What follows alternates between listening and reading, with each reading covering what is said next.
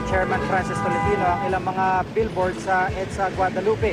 At ilan sa mga ito ay kanyang pinatatanggal, lalo na yung may mga sinasabing double meaning. May live report si JP Soriano. JP.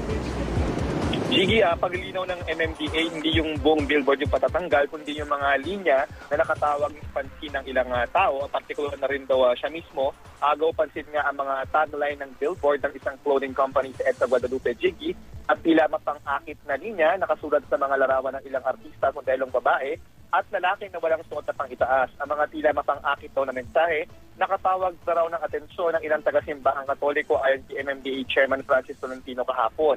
Pero sa halip na ipatanggal ang buong billboard, nagpasya ang MMDA na ipatanggal ang mga nakasulat na salita na maaaring may suggestive o double meaning.